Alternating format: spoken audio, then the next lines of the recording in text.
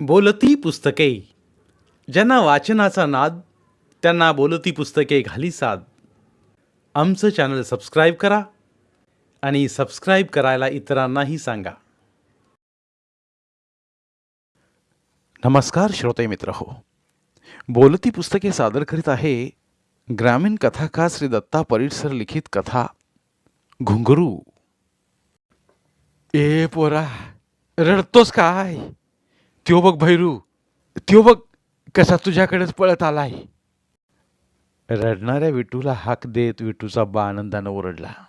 रडून रडून डोळं लाल झालेल्या विठूनं चमकून समोर पाहिलं तर खरंच करवंदीच्या जाळीतून भैरू हरणाच्या गतीनं बाहेर पडत होता. पण बाप लेकांच्या चेहऱ्यावरचा आनंद क्षणभरच टिकला आणि दोघांचीही घाबरगुंडी उडाली. काय करावे ते दोघांनाही कळेना. काही अंतरावर भैरूचा पाठलाग करत बिबट्या येताना दिसत होता. मागचा पुढचा विचार न करता विठू भैरूच्या दिशेनं पळत सुटला. 8-9 वर्षाच्या विठूनं नको ते धाडस केलं होतं. आता आपला जीव वाचवायचा की पोराचा या विचारानं गर्भगडीत झालेल्या तुकाला काही सुचना. विठू थांब, विठू थांब. हातातली भली मोठी काठी सावरत विठूचा बा विठूच्या मागं ओरडत पळाला. पाठलाग करत येणारा बिबट्या मात्र तिथंच थबकला आणि क्षणात घनदाट झाडीत दिसेनासा झाला. ब्या ब्या करत धावत आल्या भैरूला विठूनं मिठीच मारली. पाठोपाठ धापा टाकत आल्या विठूच्या बाण वेळ न दवडता भैरूला उचलून पटकन मानेवर घेतलं आणि दोघांनी बी लगबगीनं मागं पुढं पाहत डोंगर कपारीतून गावाकडचा रस्ता धरला. अंधारून आलं होतं. डोईवर भीतीचं वादळ घुंगावत होतं. डोळे चुहू बाजूला गरारा फिरत होते. त्या दोघांनाही दरदरून घाम फुटला होता. वड्या वताडातनं काट्या कुट्यातनं झपाझप पावलं उचलत होती. चालताना पाय लटलट कापत होते. मनातल्या मनात देवाचा धावा सुरू झाला, पण पायाखालचा रस्ता असून बी वसरत नव्हता. बाच्या बरोबरनं विठू बी धावत होता. दोघांनाही आता धाप लागली होती. घसा कोरडा पडला होता. गावची पानंद हाकेच्या अंतरावर आली. एकदाचं गाव जवळ आलं आणि भीतीचं घुंगावणारं वादळ थोडंसं कमी झालं. विशीत याला गाव पाक अंधारात बुडालं होतं. दुपारीच गल्लीतली ढोरं घेऊन जाणाऱ्या पोरांच्या बरोबर विठू बी आपल्या लाडक्या भैरूला घेऊन देवन दऱ्यात चरायला गेला होता. बाळणपणासाठी आलेली अक्का नको म्हणत असताना बी तिचं न ऐकता पोरांच्या बरोबर पळत सुटला होता.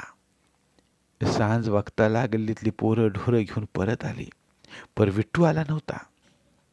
बराच वेळ वाट बघून अक्काने एका पोराला विचारलं, किशा, आमचा विठू कसा आला नाही? त्यो होय, भैऱ्या कुठेतरी वगाडलंय, गाव ना त्याला, हुडकून घेऊन येतो म्हणालाय, अजून आला नाही.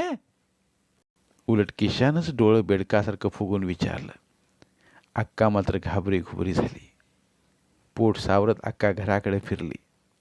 घरात गेल्या गेल्या शेताकडनं आल्या आईबाच्या कानावर घातलं. नुकताच बूट टेकलेला बा उठून उभा राहिला. खांद्यावर फटकूर टाकलं, हातात नेहमीचा सोटा घेतला आणि ह्या पोरानं तर जीव नकोसा करून टाकलाय असं म्हणत रागारागानंच एक शिवी हसडत देवंदऱ्याची वाट धरली. शेवंत आईच्या पोटात धस्स झालं. देवंदऱ्याच्या लांबवरच्या पठारावर 1-2 महिन्यापूर्वी कुणाकुणासनी बिबट्या दिसला ता म्हण. पोटूशी हक्का बी कावरी बावरी झाली. शेजारच्या घरात राहणारा तुकादाचा धाकला भाऊ शिवा सकाळी सकाळीच पोरा बाळासनी घेऊन चैत यात्रा करायला बायकोच्या गावाला गेला होता. तेनं विठूला चल म्हणून मिनत्या केल्या, पर पोरानं ऐकलं नाही. बाळासाहेबांचं विठूनं तेवढं ऐकलं असतं तर ह्यो प्रसंग आला नसता. आता ह्या वक्ताला बाळासाहेब बी घरात नाहीत. आता त्याने पोराला कुठं हुडकायचं? शेवंताई घाबरी घुबरी होऊन पुटपुटली. रात्रीचा जेवण वकूत झाला तरी बाप लेकाचा पत्ता नव्हता. सांज वक्ताला पेटलेली चूल कवाच शांत झाली होती. वायलावरचं कोरड्यासाचं उघडं भांडं आढ्याकडं भकासपणे बघत होतं.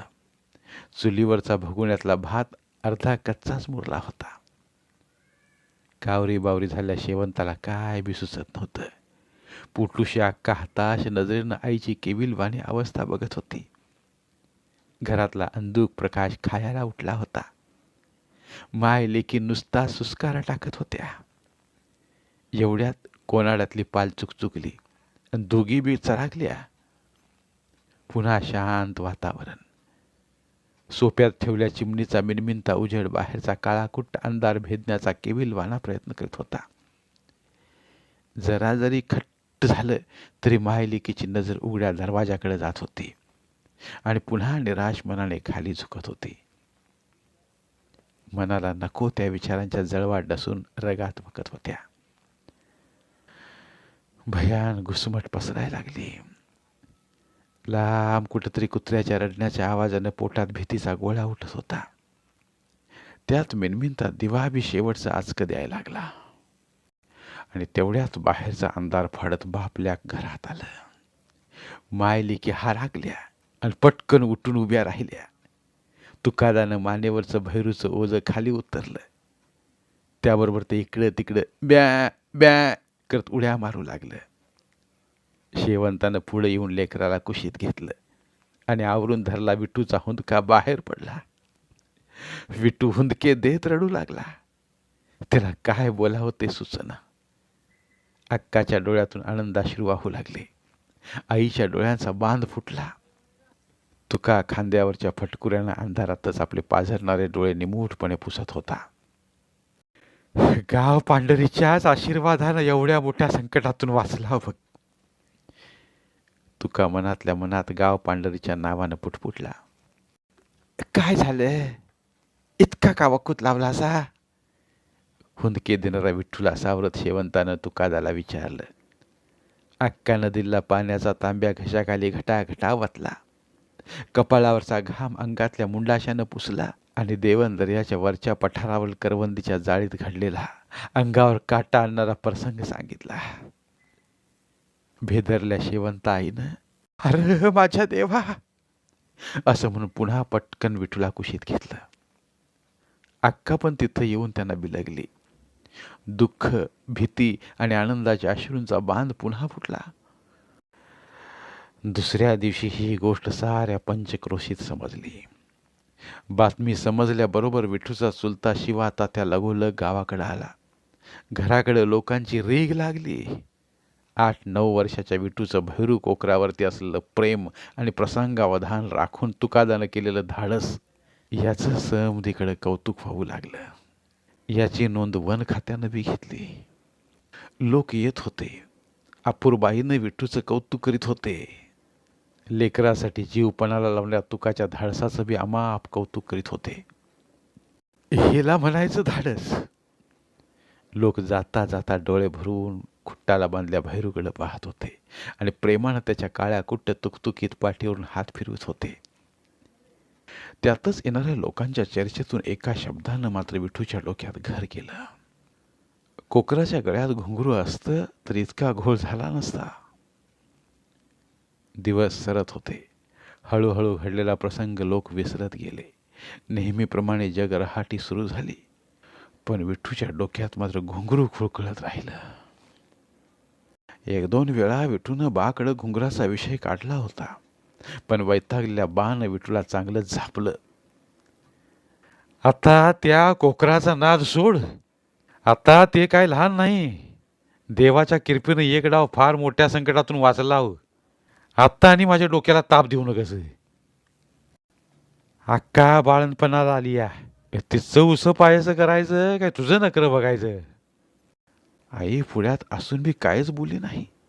अक्का बी खाल मान घालून गप्पच बसली होती. तसं तुकादाला सगळी टरकून असायची. रात दिन संसाराचं रहाट गाडगा हाकणाऱ्या तुकाला विठून त्या कोकराच्या नादाला इतकं बी लागू नये असंच वाटत होतं. आम्ही दिवस कसं काढताव ते आमचं आम्हाला ठावं. विठूचा बा मनातल्या मनात पुटपुटला. हिरमुसलेला विठू रागारागानं परड्यातल्या खोपटात जाऊन भैरूला मिठी मारून ढसाढसा रडू लागला. आईनं अक्कानं समजूत काढली पण काय उपयोग झाला नाही.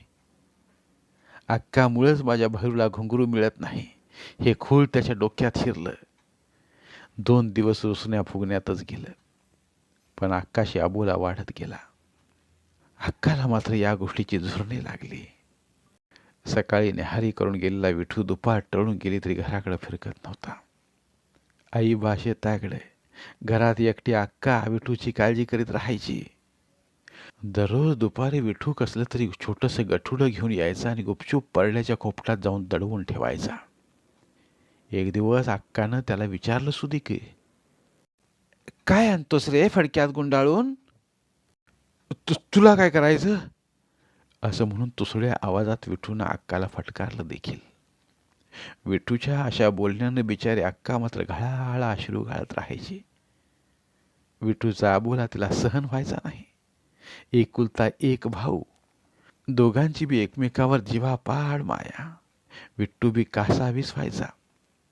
आपण आकाश आबोला धरतोय ह्याचं बी दुःख विठूला सलत होतं. पण आपण घुंगरासाठी हटून बसलोय हे कुणाच्याच कसं लक्षात येत नाही. फुरगटून बसला विठू मनातल्या मनात चरपडायचा. अक्काचे दिवस भरत आले. पहिलं वहिलं बाळंतपण. इथं खेड्यात काय खोळंबा व्हायला न ग म्हणून अगोदरच तालुक्याच्या दवाखान्यात ॲडमिट केली. सोबत शेवंता बी गेली. घरात विठू आणि विठूचा बा दोघच. शेजारच्या घरातली चुलती मंजा काकू सांज सकाळचं दोघापुरतं भाकर तुकडा देत होती. आईचं आणि चुलतीचं पटत नव्हतं, पर दोघं भाऊ भाऊ मात्र एकमेकाला इसमत नव्हतं. भांडण काय पाचवीला पुजलंय होई. आडे अडचणीच्या वक्ताला एकमेकाला मदत करायची नाही तर मग कवा करायची? आपल्यावर बी असा येळ प्रसंग येऊ शकतोय की. मंजाईनं मनातल्या मनात विचार केला. विठूचा बराचसा वेळ ताडमाड पैलवानासारखा तयार झाल्या भैरूशी दंगामस्ती करण्यातच जात होता. तुकादा मात्र रात्री हातरुणावर पडला की बराच वेळ आड्याकडे बघत बसायचा. डोळ्यामोहर खर्चाचा डोंगर दिसायचा. अजून पुरीच्या लग्नाचं ऋण फेडतोय त्यात आणि ह्यो एक खड्डा. एक दिवस अक्काला मुलगा झाल्याची बातमी येऊन थळकली. तुकाचा चेहरा खुलला. ऑपरेशन करावं लागलं. कितीही पोटची पोर असली तरी ते परक्याचं धन असतं या. धड अंगानं सुखा समाधानानं जिकडल्या तिकडं पोर गेली की बरं, ऋण काय आजचं उद्या फेडता येईल की, असं मनातल्या मनात म्हणत तुका पुढच्या तयारला लागला. विठू मात्र आपल्याच तंद्रीत राहत होता. त्याच्या डोक्यात एकच खूळ होतं, घुंगरू. आज रविवार. गावापासून 4-5 मैलावर असणाऱ्या राधानगरीच्या बाजाराचा दिवस. तुकादा यरवाळीच खांद्यावर खोरं घेऊन पडळीच्या रानोजी चव्हाणाच्या उसात पाणी पाजायला गेला होता. ब्या ब्या करणाऱ्या भैरू पालव्याच्या पुढ्यात विठूनं बाण आणलेलं ढाळ खायला घातलं. विठू आज वेगळ्याच तयारीत असल्याचं वाटत होता. जेवणासाठी चुलतीनं हाका मारलेल्या पण त्याला ऐकायला आल्या नाहीत. जणू काय आज गड्याची तहानभूक हरवली होती. कुठल्या तरी विचारांच्या तंद्रीत सारखा आत बाहेर करीत होता. परड्यातल्या खोपट्यात आला. क्षणभर थांबला आणि निश्चय करून पुढे सरकला.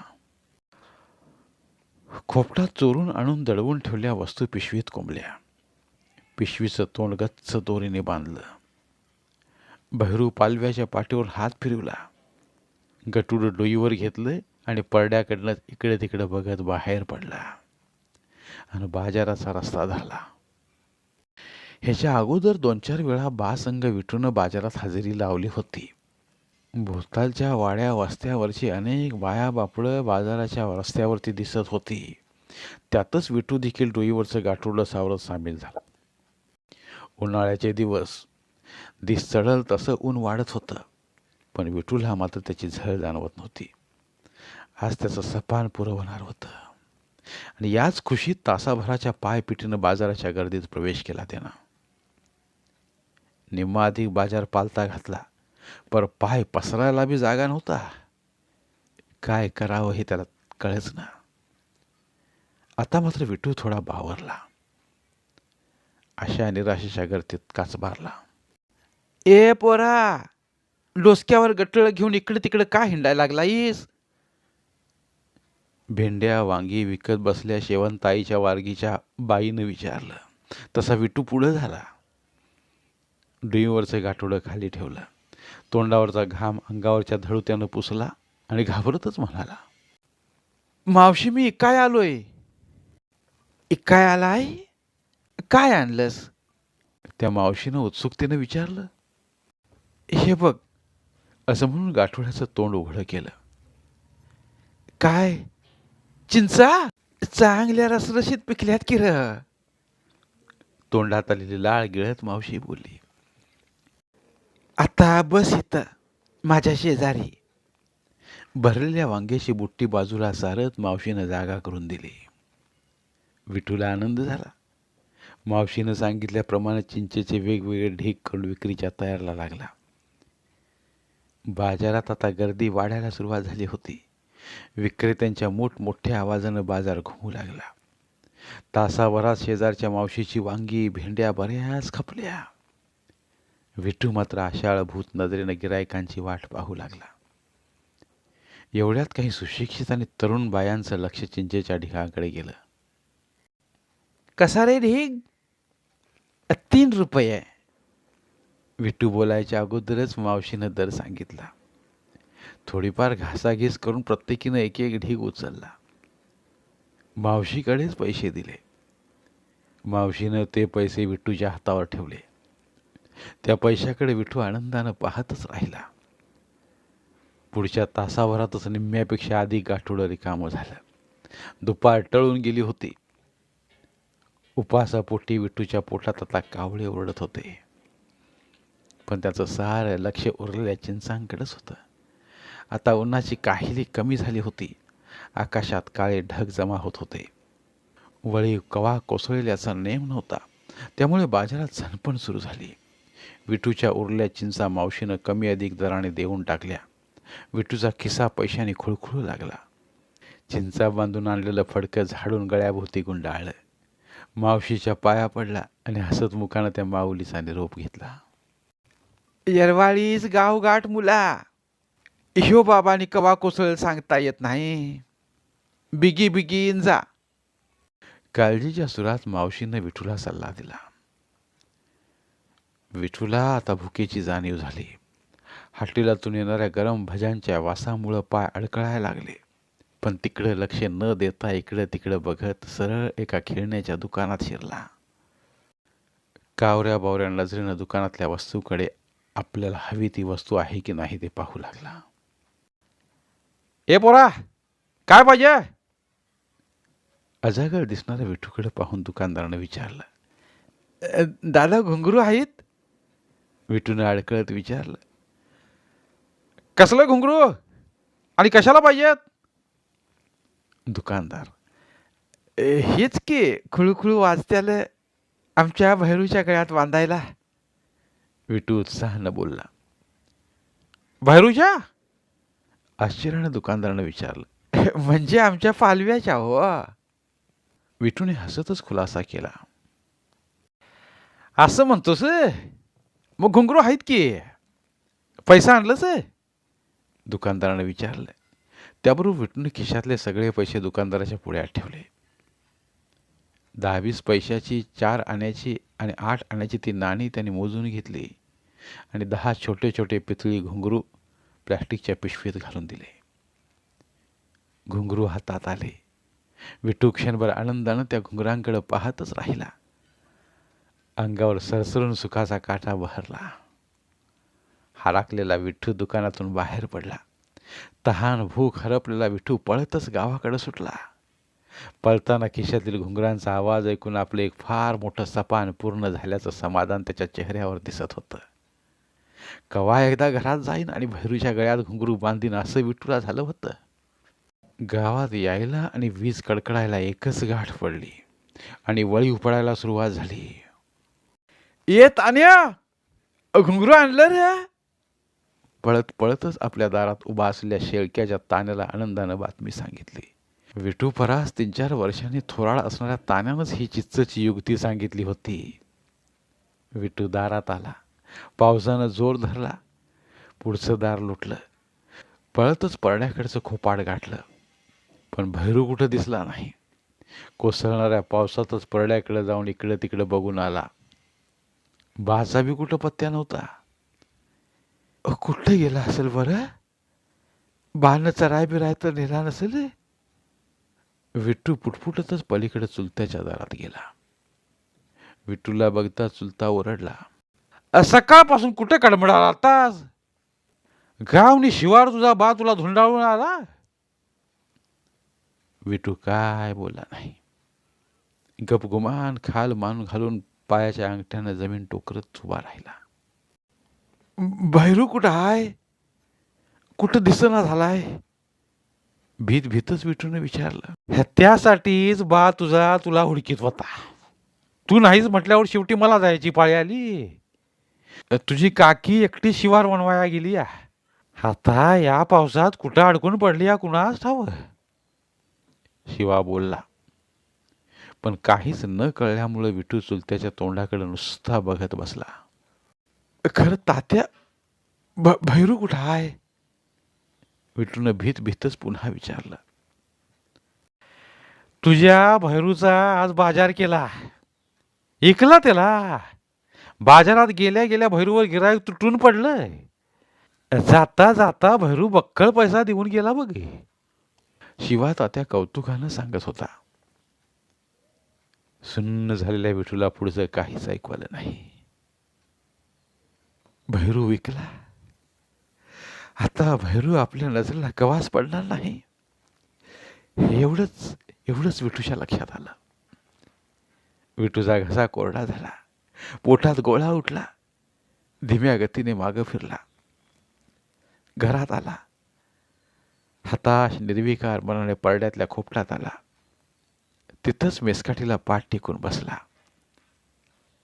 हरणासारखं उड्या मारणारा भैरू त्याच्या डोळ्यांसमोर तरळू लागला. रिकामं खोपाट बघून विठूला भडबडून आलं आणि विठूनं हंबरडा फोडला, भैरू! बाहेर धो धो पाऊस कोसळत होता. विजा चमकत होत्या. विठूच्या डोळ्यांतून पाण्याचा पाठ वाहत होता आणि बाहेरच्या वाहत्या पाण्यात विठू दुःखी, कष्टी, हताश मनाने एक एक घुंगरू सोडत होता. धन्यवाद. पुन्हा भेटूया एका नवीन कथेसह.